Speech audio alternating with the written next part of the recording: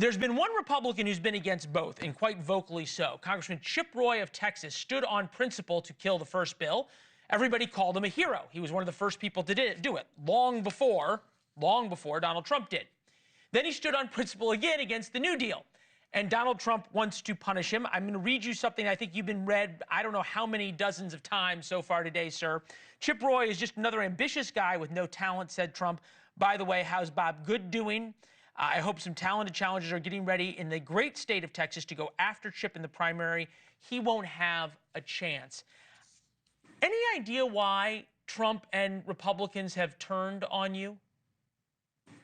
Well, I wouldn't say that. I think, look, the president knows that I support what he's trying to accomplish. And by the way, look, if I'm ambitious for anything, it's to actually cut spending and do what we said we would do. After we shined the light on this bad bill, recognizing that they were going to violate the 72-hour rule, which was important for transparency, Leland Vittert and others, they all kind of caught up to where a few of us had been out there saying, guys, this is a bad bill. And guess what? The American people responded, and a good thing happened. A 1,550-page bill dropped to 116, and a lot of bad stuff was taken out. Pause. What will happen is a lot of that bad stuff will get inserted into some crap next year if we're not vigilant. And number two, just because it's a 116-page bill doesn't mean it doesn't have bad stuff in it. It does. It's still $110 billion unpaid for. It still racks up more deficit spending. It still turns off PAYGO to the tune of $1.7 trillion in potential automatic cuts. And importantly, it increases the debt ceiling 2 years, which is probably at least worth $5 trillion with no spending restraint, no structural reforms. I can't take that back to my constituents. I know President Trump wants it off the table. I agree.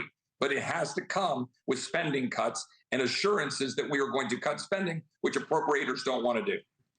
Congressman, you and I both know the facts that unless you talk about Social Security and Medicare, which Donald Trump has said are off the table, it's rearranging the deck chairs on the Titanic. I admire you standing on principle. Anybody who's willing to stand on principle, I admire. But it seems as though you're pretty alone in that in Congress, are you not? Well, look, I'll say 38 Republicans stood up and said this wasn't good enough. I think there were a bunch of others who recognized that this isn't where we ought to be.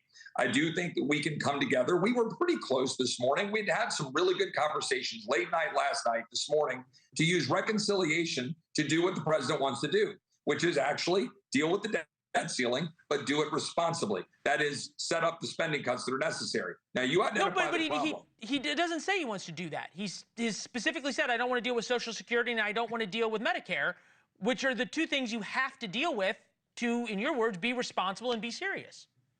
Well, I think what the president means, I don't want to put words in his mouth, but I think and I agree that you don't want to touch benefits that people are reliant upon. But there's a lot of things you can do in Medicare and Social Security to deal with driving down the prices of health care.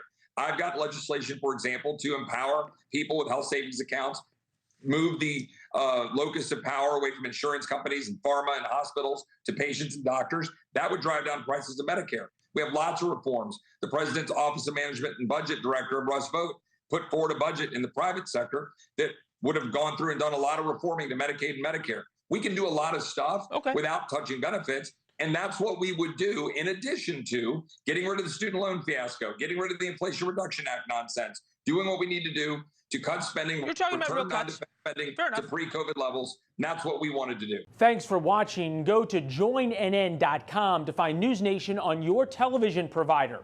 And don't forget to click the red subscribe button below to get more of NewsNation's fact-driven, unbiased coverage.